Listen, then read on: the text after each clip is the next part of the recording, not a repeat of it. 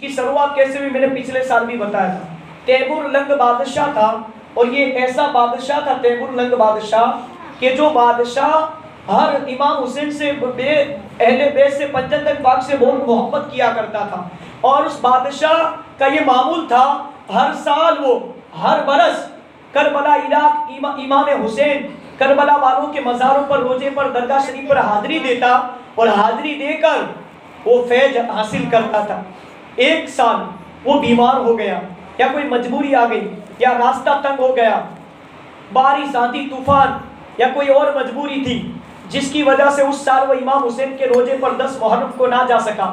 تو اس نے سپہ سالار کو, سیناپتی کو, اپنے غلاموں کو بلایا, خدمت گاروں کو, کیونکہ وہ بادشاہ تھا تیمور لنگ بادشاہ, بڑی محبت کرتا تھا اہل بیت سے. جب اس نے سب کو بلایا تو بلا کر جانتے ہو کیا کہا؟ سنو, اس سال میں امام علی مکان, امام تشنا خان, امام ہمام, امام حسین کے روزے پر نہیں جا سکا ہوں. جاؤ سونا جمع کرو تجوری میں سے, راج محل میں سے, اور سونا اور چاندی لے کر آؤ. بلکہ یہاں تک بتایا جاتا ہے روایتوں میں کہ پورا سونا لگایا گیا. اور وہ تیمور لنگ بادشاہ نے جو زری اور تاجیہ جو امام حسین کا سیم ٹو سیم ایسا روزہ جیسا ان کی تربت یعنی ان کی مزار کے اوپر درگاہ بنی ہوئی ہے, ایسا سیم روزہ بنانے کے لیے کافی سارا سونا منگایا. اور الحمدللہ اس تیمور لنگ بادشاہ نے سیم جری اور سیم تاجیہ امام حسین کا روزہ بنایا اور پھر رو رو کر گر گرا کر امام حسین کے روزے کے سامنے 10 محرم کی رات کو اور دن کو, شب عاشورہ کو اور یوم عاشورہ کو خوب رو رو کر دعائیں مانگی اور کہا اے امام علی مقام امام حسین رضی اللہ تعالیٰ عنہ, اس سال آپ کا غلام, آپ کا شہدائی, آپ سے محبت کرنے والا آپ کے روزے پر حاضری نہیں دے سکا. اے امام علی مقام امام حسین علیہ السلام, آپ نظر کرم فرما دو کربلا سے, عراق سے. آپ کی محبت میں یہ روزہ بنایا ہے, کیونکہ میں تو ہر سال آتا تھا, اس سال نہیں آ پایا. مگر جو غریب لوگ ہیں جو وہ تو آپ کے روزے کا دیدار کر لیں. اور یہاں پر بیٹھ کر مکہ دور ہے, پھر بھی ہم یہاں پر 5 وقت کی نماز پڑھتے کہ نہیں پڑھتے؟ ہماری نماز قبول ہوتی ہے نا, اللہ قبول کرنے والا ہے. تو یہ ضروری نہیں ہے, مکہ دور ہے پھر بھی اللہ نماز قبول کرتا ہے. نماز پڑھ سکتے کیونکہ نماز فرض ہے, نماز ہو جاتی. مدینہ دور ہے, وہ کہتے ہیں کہ مدینہ دور ہے اتنی محبت زیادہ ہے. صحیح میں جو مدینے کے قریب ہے وہ مدینے والے کی عظمت کو ابھی تک سمجھ نہیں پائے کہ مدینے والے آقا کا مقام و مرتبہ کیا ہے. آپ دیکھ لو سعودی عرب جا کر, اسی طرح سے مدینہ دور ہے پھر بھی ہم یہاں سے صلاۃ و سلام آنکھیں بند کر کے پڑھتے کہ ہمارے آقا ہماری آواز کو سنتے. اسی لیے تو میرے اعلیٰ حضرت امام اہل سنت فرماتے, بریلی کے تاجدار کیا فرماتے, ہم یہاں سے پکارے وہاں وہ سنے, دور و نزدیک کے سننے والے وہ کان لالے کرامت پہ لاکھوں سلام, مصطفیٰ کی سماعت پہ لاکھوں سلام. کیونکہ ہماری آواز سنتے ہمارے نبی. اللہ نے ان کو سب سے پہلے پیدا کیا, اپنے نور سے اللہ نے ان کا نور بنایا, نور محمدی, اور سب سے پہلے پیدا کیا اور سب سے 1 لاکھ یا 2,24,000 نبی ہوئے, اس میں سب سے آخری نبی بنا کر ہمیں جن کی امت قرار دیا اور ہمیں تمام نبیوں سے افضل نبی محمد عربی صلی اللہ علیہ وسلم جیسے نبی عطا فرمائے. اب قیامت تک کوئی نبی تشریف لانے والے نہیں ہے, اور تمام امتوں میں سے سب سے افضل ترین امت کا مقام و مرتبہ ہمیں عطا فرمائے. اللہ کا جتنا ہم شکر احسان مانے اتنا کم ہے میری ماں اور میری بہنوں. اور حقیقت میں بی بی نفیسہ رضی اللہ تعالیٰ عنہ کی شان میں آپ کے سامنے کیا کیا بیان کروں کہ بی بی نفیسہ کے بارے میں آتا ہے کہ اپنی ولادت حضرت سیدنا نفیسہ رضی اللہ تعالیٰ عنہ مکہ مکرمہ 11 ربیع الاول ہجری سن 145 نا بدوار نا روز حضرت حسن انور نے حضرت ام سلمہ زینب رضی اللہ تعالیٰ عنہ گھرے جنمیا. اپنی عمر مبارک 5 ورس نہیں હતી ત્યારે આપના વાલિદને મદીના મુનવ્વરાના અમીર બનાવવામાં આવ્યા અને આપના ખાનદાને મક્કા મુકરમાથી મદીના મુનવ્વરા તરફ હિજરત કરી. આપે 6 વર્ષની વયે કુરાન હિફ્ઝ કરવાનું શરૂ કર્યું અને તેની સાથે સાથે ઇમામ દારુલ હિજરત ઇમામ માલિક પાસે હદીસ તથા ફિકાનો ઇલ્મ પ્રાપ્ત કરતા રહ્યા. મસ્જિદ નબવીમાં થતી ઇલ્મી અને ફિકાઈ મજલિસમાં પણ હાજરી આપતા અને ઇલ્મમાં નિપુણતા પ્રાપ્ત કરી. આપના વાલિદ હઝરત હસન અનવરનો નિયમ હતો કે મસ્જિદ નબવીમાં નમાઝ અદા કર્યા પછી પોતાની નાની વયની સાહબજાદી સૈયદ નફીસાને રોઝે રસૂલ સલ્લલ્લાહુ અલૈહિ વસલ્લમની હાજરી આપવા લઈ જતા અને ત્યાં તાજદારે કાયનાતની બારગાહમાં અર્જ કરતા, યા રસૂલલ્લાહ સલ્લલ્લાહુ અલૈહિ વસલ્લમ, હું મારી પુત્રી નફીસાથી રાજી છું. આટલું કહી આપ પરત આવતા. એક દિવસ તાજદારે કાયનાત સલ્લલ્લાહુ અલૈહિ વસલ્લમે હઝરત હસન અનવરને સ્વપ્નમાં ઝિયારત કરાવીને ફરમાવ્યું કે હે હસન, તું પણ તારી પુત્રી નફીસાથી રાજી છું અને મારો ખુદા પણ તેનાથી રાજી છે. કહે દો સુબહાનલ્લાહ. સૈયદા નફીસાની શાદી અને ઔલાદ મુબારક. સૈયદા નફીસાનો નિકાહ તાજદારે કાયનાત સલ્લલ્લાહુ અલૈહિ વસલ્લમે પોતે નક્કી કર્યો. ઇમામ જાફર સાદિક ના સાહબજાદા હઝરત ઇસ્હાક મુઅતમિન એ હઝરત હસન અનવર થી સૈયદા નફીસા સાથે નિકાહ કરવાની ઈચ્છા વ્યક્ત કરી, પણ તેમણે કોઈ જવાબ ના આપ્યો. હઝરત ઇસ્હાક મુઅતમિન એ તાજદારે કાયનાત સલ્લલ્લાહુ અલૈહિ વસલ્લમ ની બારગાહમાં અર્જ કરી, યા રસૂલલ્લાહ, મેં તેણીથી નિકાહ કરવાની તમન્ના કેવળ એટલા માટે જ કરી કે સૈયદા નફીસા તકવા, હયા, ખિદમતે ખલ્ક અને ઇબાદત અને રિયાઝતમાં પોતાનું દ્રષ્ટાંત પોતે જ છે અને કલામે ઇલાહીના હાફિઝ અને મુફસ્સિરા પણ છે, એની હાફિઝે કુરાન છે. આટલું अर्ज કરી આપ પરત ગયા. આગલી રાત્રે સરકારે મુસ્તફા સલ્લલ્લાહુ અલૈહિ વસલ્લમે હઝરત હસન અનવર રદિયલ્લાહુ તાલા અન્હુ ને સપનામાં દીદાર કરાવ્યો અને ફરમાવ્યું, હે હસન, નફીસાનો નિકાહ ઇસ્હાક મુઅતમિન ની સાથે કરાવી આપો. અને આપના નિકાહ જુમાના દિવસે 5મી રજબ હિજરી સન 161 માં થયા. હઝરત ઇસ્હાક મુઅતમિન પોતાના સમયના સૌથી મહાન મુહદ્દિસ હતા અને કેટલાક ઇમામોએ તેમનાથી રિવાયતો નકલ કરી છે. આપની ઝિયારત કરવા વાળાઓનું કહેવું છે કે આપ હુઝુર સલ્લલ્લાહુ અલૈહિ વસલ્લમ થી મુશાબહત મળતાપણું ધરાવે છે. અલ્લાહ તબારક વ તઆલાએ આપને એક સાહબજાદા સૈયદ કાસિમ અને એક સાહબજાદી સૈયદા ઉમ્મે કુલસુમ અતા કરી.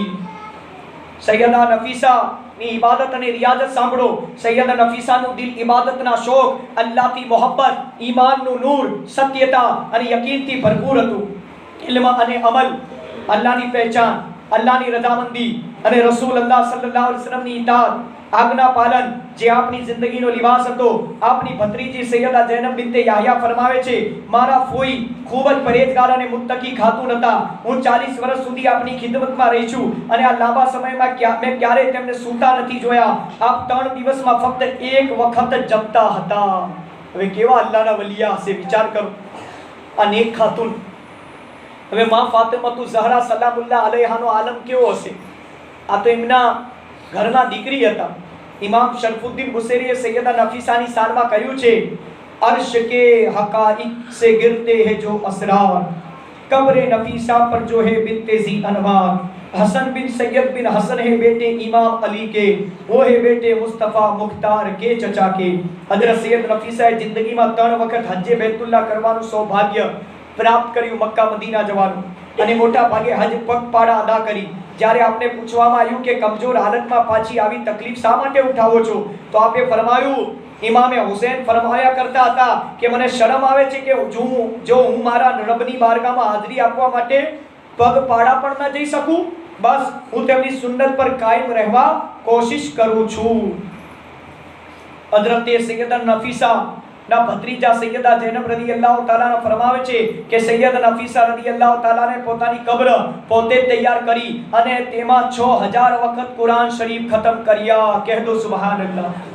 આપ કુરાનની તિલાવત ખૂબ જ કરતા અને મૃત્યુના સમય સુધી કરતા રહ્યા. આપે ઘણી નમાઝો પોતાની કબરમાં અદા કરી અને આપે આખી જિંદગી રોજાની હાલતમાં પસાર કરી. સુબહાનલ્લાહ.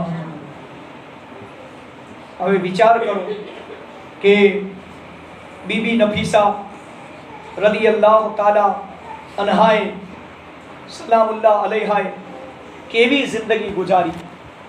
ए अपनी माओ અને બહેનો, આપણે પણ આમના નકશે કદમ ઉપર ચાલીને આવી જિંદગી ગુજારવાની કોશિશ કરશો તો ઇન્શાઅલ્લાહ એનો ફાયદો જ ફાયદો છે. બરાબર. હવે સાંભળો અલ મુખ્તસર. આજે થોડું મોડું બયાન ચાલુ થયું છે તો તમને નમાઝના 1-2 વાક્ય સંભળાવી દઉં, પછી સલાતો સલામ દુરૂદ પાક પઢ લે. અલ્લાહુ મુહમ્મદિન સલ્લલ્લાહુ અલૈહિ વસલ્લમ, નહનુ ઇબાદ મુહમ્મદિન સલ્લલ્લાહુ અલૈહિ વસલ્લમ. حضور صلی اللہ علیہ وسلم نے فرمایا میری امت کے 2 آدمی نماز میں کھڑے ہوتے ہیں، ان کا رکوع اور سجود ایک ہوتا ہے، مگر ان کی 2 نمازوں کے درمیان زمین اور آسمان کا فاصلہ ہوتا ہے۔ حضرت ابن عباس رضی اللہ تعالیٰ عنہ فرماتے غور و فکر کے ساتھ 2 رکعت پڑھنا رات بھر کے قیام سے بہتر ہے کہ جس میں دل غافل رہے۔ پیارے اسلامی بھائیوں، نماز اللہ تعالیٰ کی بارگاہ میں بہت مقبول ہے جو حضور قلب کے ساتھ پڑھی جائے۔ نبی کریم صلی اللہ علیہ وسلم نے ارشاد فرمایا جس نے 2 رکعت نماز ادا کی ان میں دنیا کی کوئی بات دل میں نہ لایا تو اس کے تمام گناہ سابقہ پہلے کے گناہ معاف کر دیے جائیں گے۔ آپ نے کل سامنے تاجدار مدینہ صلی اللہ علیہ وسلم نے ارشاد فرمایا جنت میں ایک نہر جس کو العقیق کشادہ کہا جاتا ہے، اس میں ایسی حوریں جن کو اللہ تعالیٰ نے زعفران سے پیدا کیا ہے، وہ موتی اور یاقوت سے کھیلتی ہے، 7000 زبانوں میں اللہ کی تسبیح پڑھتی ہے، اور اسی حدیث مبارکہ کے آخر میں اور کہتی ہے ہم اس کے لیے ہے جو خشوع و خضوع اور حضور قلبی کے ساتھ نماز ادا کرتے ہیں۔ مکاشفۃ القلوب اٹلو اپنے سامنے لو آگر سامنے۔ سید عالم صلی اللہ علیہ وسلم نے عبادت میں بہت جہاد فرماتے تھے اور تمام شب قیام میں گزارتے، یہاں تک کہ قدم مبارک ورم کراتے۔ اس پر یہ آیت کریمہ نازل ہوئی اے محبوب ہم نے تم پر یہ قرآن اس لیے نہ اتارا کہ تم مشقت میں پڑھو۔ سورہ طٰہٰ آیت نمبر 1-2 ترجمہ کنز الایمان۔ اور جبریل علیہ السلام نے حاضر ہو کر بحکم الہی عرض کیا کہ اپنے نفس پاک کو کچھ راحت دیجیے، اس کا بھی حق ہے۔ تفسیر خزائن العرفان۔ اس آیت کریمہ سے پتہ چلا کہ اللہ تعالیٰ عز و جل کو ہمارے نبی مکرم صلی اللہ علیہ وسلم کتنے محبوب ہیں، اور ہمارے آقا و مولا نبی کریم صلی اللہ علیہ وسلم عبادت الہی سے کس قدر رغبت رکھنے والے، پوری رات قیام میں نماز میں گزار دی، مگر آج حضور اکرم صلی اللہ علیہ وسلم کی محبت کا دم بھرنے والے 5 وقتہ 5 نمازیں نہ پڑھنے کا بہانہ ہی تلاش کرتے رہتے ہیں۔ حالانکہ کامل محبت کا تقاضا تو یہ کہ جس سے محبت اپنی بے مثال زندگیوں سے ہم پر اس چیز کو روشن کر دیا۔ حضرت ابوبکر صدیق رضی اللہ تعالیٰ نماز کی حالت میں ایک گاڑی ہوئی کیل کی طرح ساکت رہتے۔ ایک مرتبہ جہاد کرتے ہوئے حضرت علی کرم اللہ تعالیٰ وجہ الکریم کی ران میں تیر پیوست ہو گیا، لوگوں نے نکالنا چاہا مگر نہ نکل سکا۔ پھر لوگوں نے یہ طے کیا کہ جب آپ نماز میں مشغول ہو اس وقت تیر نکال لیا جائے۔ چنانچہ جب حضرت علی رضی اللہ تعالیٰ عنہ نے نماز کی نیت مان لی تو لوگ آئے، اور جو ہی آپ سجدے میں گئے لوگوں نے تیر زور سے کھینچ لیا۔ جب نماز سے فارغ ہوئے تو دریافت کیا کہ شاید تم لوگ تیر نکالنے کے لیے جمع ہوئے ہو۔ لوگوں نے کہا ہم نے تیر نکال بھی دیا۔ آپ نے فرمایا اللہ کا شکر ہے مجھے تو خبر بھی نہ ہوئی۔ مثنوی شریف۔ حضرت ابو الخیر رحمۃ اللہ علیہ کے پاؤں میں پھوڑا تھا، طبیبوں نے مشورہ دیا کہ یہ پاؤں کٹوا دینا چاہیے، مگر وہ راضی نہ ہوئے۔ آپ کے مریدوں نے طبیبوں سے کہا کہ نماز کی حالت میں ان کا پاؤں کاٹ دیا جائے، کیونکہ انہیں اس وقت اپنی خبر نہیں ہوتی۔ چنانچہ ایسا ہی کیا گیا، جب نماز سے فارغ ہو کر دیکھا تو پاؤں کو کٹا ہوا پایا۔ ہے ہماری ایسی نمازیں؟ ہم ایسی نماز پڑھ سکتے ہیں؟ مجھے ذرا بتا۔ کشف المحجوب۔ پیارے اسلامی بھائیوں اور بہنوں، یہ ہے اکابرین کی شان کہ تیر لگا ہوا ہے پھر بھی نماز سے کیسا عشق ہے، اور اللہ رب العزت عز و جل کی بارگاہ میں کھڑے ہونے کا کیسا قلبی لگاو ہے، اور پھر نماز بھی ایسی ہے کہ لگا ہوا تیر نکل گیا مگر خبر تک نہ ہوئی۔ اللہ اکبر۔ آج ہمارے لکڑی کی معمولی پھانس لگ جائے، ذرا سا سر میں درد ہو جائے، پیٹ میں دکھ جائے تو ہم پر فرض نماز سے غافل ہو جاتے، زیادہ بارش ہی گر جائے، گرمی لگے، بارش گرے، ٹھنڈی ہو، مسجدیں خالی ہو جاتی، مسجدیں ویران ہو جاتی۔ بارش گری، آج بارش تھی، جمعہ کا دن تھا۔ آپ مجھے بتاؤ، ہمارے اس پورے محلے کی بات کرتا ہوں، ایک گھر کی نہیں، 2 گھر کی نہیں، پورے محلے میں مجھے بتاؤ کہ میری ماں اور بہنوں میں ان میں سے کن کن لوگوں نے ظہر کی نماز پڑھی؟ کیونکہ آپ پر جمعہ فرض نہیں، 2 رکعت نہیں، آپ پر 4 رکعت ہے۔ تو جو لوگ جمعہ کی 2 رکعت پڑھتے ہو سنیں کان کھول کر، آپ پر جمعہ کی نماز فرض نہیں ہے۔ جمعہ کی نماز کے لیے ممبر کا ہونا، خطبے کا ہونا شرط ہے، اور یہ مردوں کے لیے۔ آپ گھر میں 4 رکعت ظہر کی نماز پڑھ سکتی ہے اور جماعت کے ساتھ نہیں پڑھ سکتی، آپ لوگ جماعت بغیر پڑھنا جائز آپ کے لیے۔ تو آج مجھے بتاؤ کتنے مردوں نے جمعہ کی نماز نہیں پڑھی ہوگی؟ ذرا بتاؤ۔ تھوڑی بارش گر گئی تو ہم نے جمعہ جیسی ہفتے میں 1 دن آنے والی نماز کو بھی چھوڑ دیا۔ اب اگر کسی کی سبزی مارکیٹ میں کسی کا دھندا ہے، کسی کا گوشت مارکیٹ میں، مٹن مارکیٹ میں کسی کا کاروبار ہے، کسی کو ٹرین پکڑنی ہے، پلین پکڑنا ہے، بس پکڑنی ہے، ذرا بتاؤ کسی کی میت اور زیارت ہو گئی یا شادی ہے، وہاں پر اگر ہمارا جانا ہے اگر ہمیں کوئی کاروبار کرنا ہے، کوئی نوکری کرنی، کوئی دھندا کرنا ہے، کوئی بزنس کرنا ہے، تو ہم سارا کام چھوڑ کر، نماز چھوڑ کر بھی ہم وہاں پر ٹائم پر، وقت پر پہنچ جاتے. افسوس، بہت افسوس ہوتا ہے جب یہ دیکھتے اور سنتے. مگر جمعہ کی نماز کے لیے 2 رکعت پڑھنے کے لیے بھی ہم مسجد تک آج نہیں پہنچ پائے. دیکھو اتنی بارش تھی پھر بھی الحمدللہ ہم خطبے کے وقت پہنچ گئے. خطبہ بھی سنا، 2 رکعت امام صاحب کے پیچھے جمعہ کی نماز بھی پڑھی، اور پھر بارش زیادہ بڑھ نہ جائے، ندی والا راستہ بند نہ ہو جائے، اس وجہ سے ہم 2 رکعت پڑھ کے آ گئے، اور باقی کی نماز مدرسے میں پڑھی. تو ایسا بھی ہو سکتا ہے نا، ارے آٹو رکشہ کر لے، کتنا کرایہ لے گا یار کاٹوڑیا مسجد تک کا؟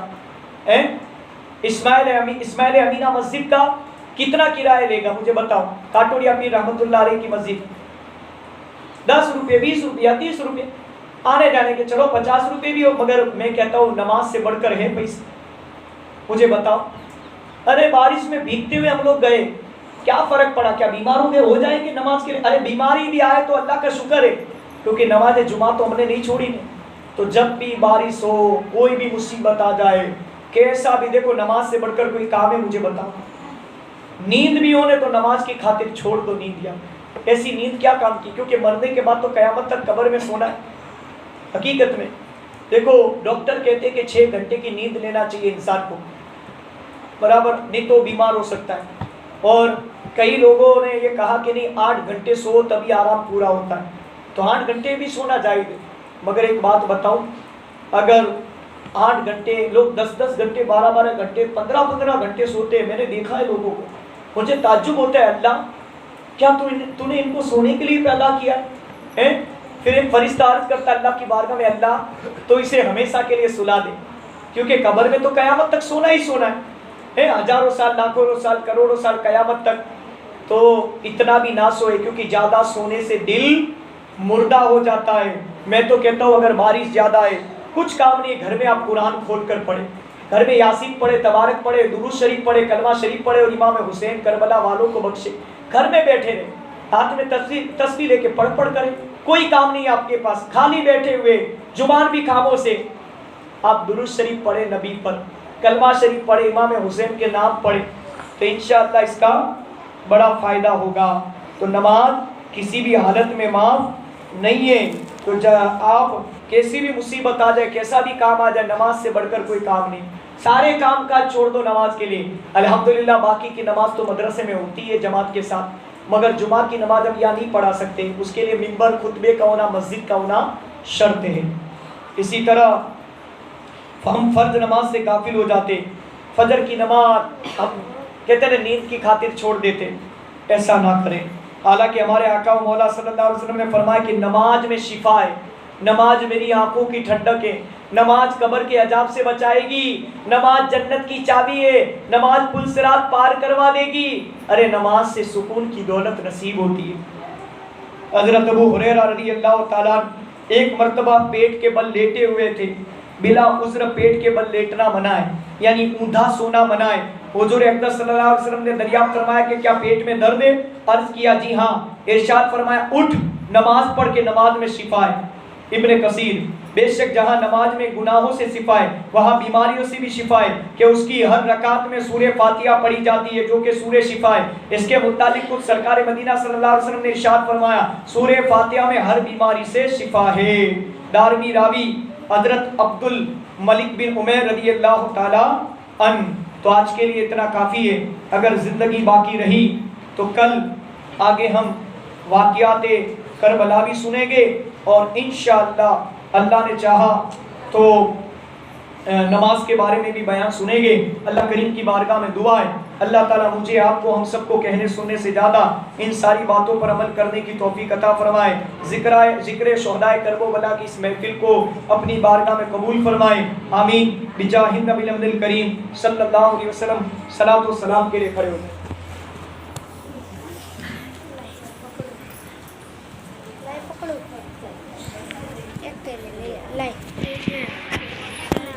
ایسا با مصطفیٰ سے کہہ دینا غم کے مارے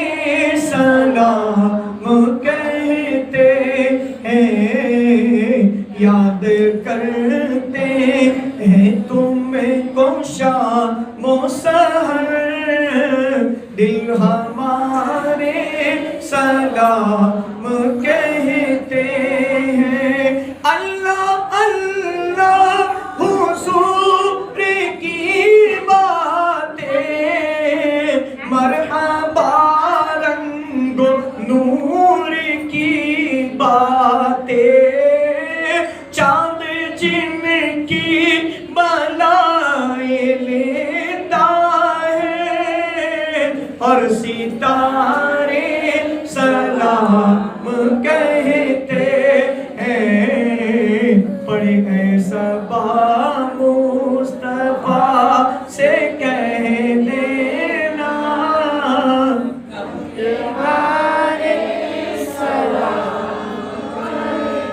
کہاں کا منصب کہاں کی دولت، قسم خدا کی ہے یہ حقیقت، جنہیں بلایا ہے میرے مصطفیٰ نے، جنہیں بلایا ہے کرب و بلا والوں نے، وہی مدینے کو جا رہے ہیں، وہی کربلا کو جا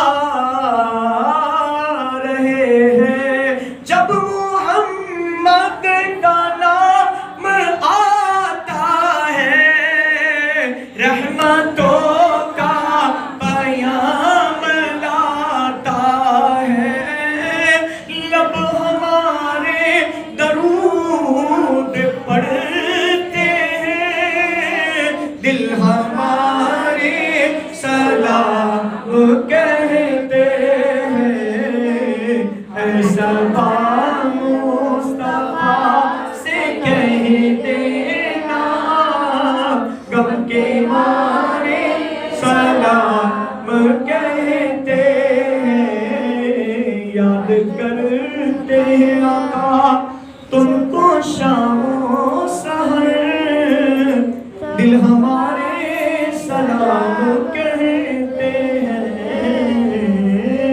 اے خدا کے لاڈلے پیارے رسول، پیارے نواز امام حسین اور کرب و بلا والو، یہ سلام ہند سے ہو قبول، آمین بجاہ نبی کریم صلی اللہ علیہ وسلم۔ بیٹھ جائیں۔